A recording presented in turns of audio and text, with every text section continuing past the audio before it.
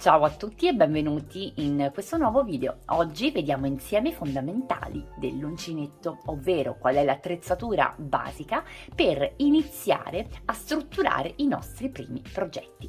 Prima di passare al video vero e proprio vi invito ad iscrivervi al canale qualora non lo aveste ancora fatto, a lasciarmi un like e un commento e vi invito anche a venirmi a trovare su Instagram, mi trovate come Sayubi Handmade Love e vi lascio naturalmente il link in descrizione. Direi di iniziare. Non possiamo pensare di iniziare a lavorare senza disporre di un filato e di un uncinetto. Dunque, come filato io vi consiglierei di orientarvi su un filato acrilico in quanto il costo contenuto vi farà sentire senz'altro meno in colpa qualora doveste commettere dei piccoli errori, sfasciare qualcosina, tagliare qua e là.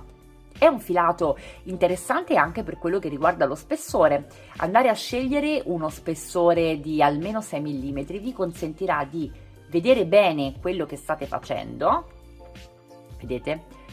Mentre imparate le posizioni che dovrete assumere per lavorare. Quindi è importante anche scegliere uno spessore che sia consono. Un filato troppo sottile vi impedirebbe di vedere bene i punti, specialmente all'inizio.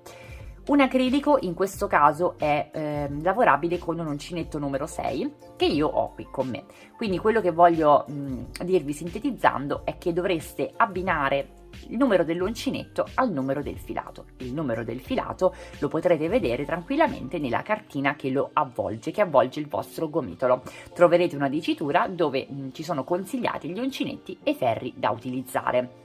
In questo momento io vi consiglio di andare pari passo, quindi c'è scritto sulla cartina di lavorare il filato con un uncinetto 6, seguite le indicazioni e munitevi di un uncinetto numero 6. Questo è il numero che io vi consiglio dal 6 in su.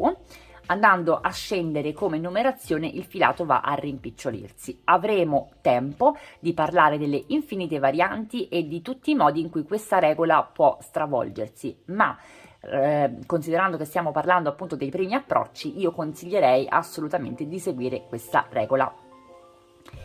Forbici, naturalmente per andare a tagliare il nostro filo, per andare a rifinire qualche barbettina, perché alcuni filati sono un po' hanno un po' dei filettini che viaggiano per la lavorazione. Qualora dovessero essercene troppi, andiamo a semplicemente rifinire con le nostre forbici. 1 metro, indispensabile per iniziare appunto le nostre misurazioni, per cominciare a capire che tipo di mano abbiamo, se lavoriamo stringendo molto le maglie, se lavoriamo con delle maglie invece piuttosto larghe, per iniziare a prenderci le prime misure, magari una circonferenza della testa per fare il nostro primo cappellino.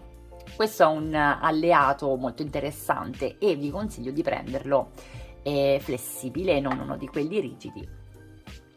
Lo vado a sistemare. Un ago da lana. In questo momento io sono munita di un ago da lana in plastica, me ne arriveranno altri a breve, ve li mostrerò quando arriveranno.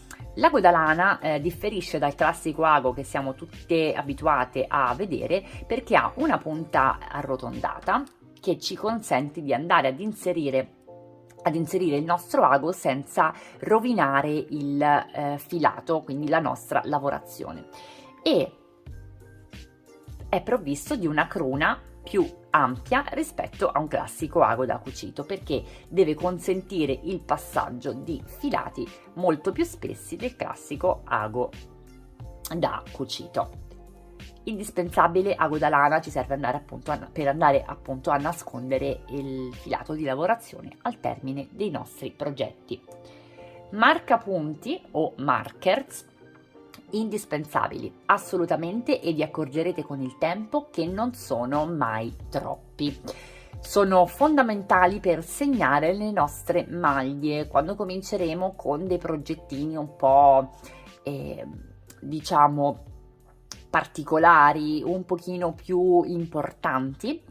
Vi renderete conto che sono davvero molto utili, non ci fanno sbagliare, ci danno una grande mano con i conti, perché il crochet si basa anche su dei conti, e sono disponibili in tanti colori diversi, cosa che aiuta perché in alcuni casi bisognerà marcare un inizio giro piuttosto che un aumento, e quindi averli di colori diversi ci aiuta ancora di più ad orientarci, ma esistono anche di diversi materiali. I miei al momento sono in plastica, li trovo molto molto utili e vi dico infatti che non ne avrete mai abbastanza, fidatevi di me e compratene tanti. Ultimo ma non ultimo in ordine di importanza, un quaderno, un block notice, una serie di post-it, quello che preferite per appuntarvi tutte le vostre scoperte, tutti i vostri tricks, tutto quello che magari vi serve. Avete visto un tutorial che vi piace, volete segnarvi come si esegue un punto, tutto quello che può riguardare il vostro mondo crochet è importante segnarlo. Io sono una grande sostenitrice del digitale ed ho le mie note infinite di appunto idee, progetti, tutorial e quant'altro, ma nonostante ciò sono munita anche di diversi quaderni. Questo è il mio ultimo acquisto, non è un video sponsorizzato naturalmente, l'ho trovato interessante perché è già prestampato, ha dei pattern carini dove si possono segnare appunto gli schemi, come è stata fatta una cosa, è predisposto per il lavoro a maglia ma non interessa poco perché si può tranquillamente adattare all'uncinetto. Ci sono appunto dei fogli prestampati, delle tabelline, qui ci sono i nostri inventari, vedete io ho barato tutti gli uncinetti che posseggo e qui iniziamo con i nostri appunti. L'ho comprato da poco, lo trovo molto molto carino, ho una sfilza di altri quaderni pieni di progetti e di schemi, quindi vi consiglio assolutamente di appuntarvi tutto quello che credete possa tornarvi utile. Ci sarà davvero molto di cui scrivere, questo ve lo posso anticipare.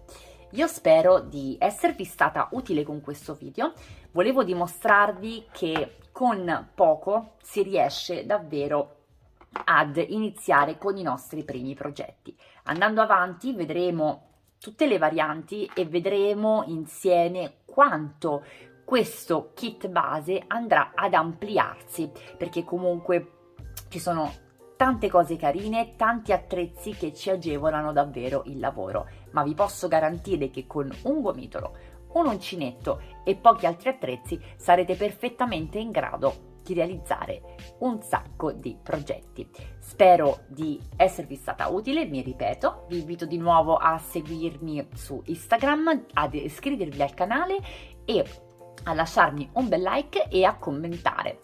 Vi ringrazio per l'attenzione, ci vediamo al prossimo video.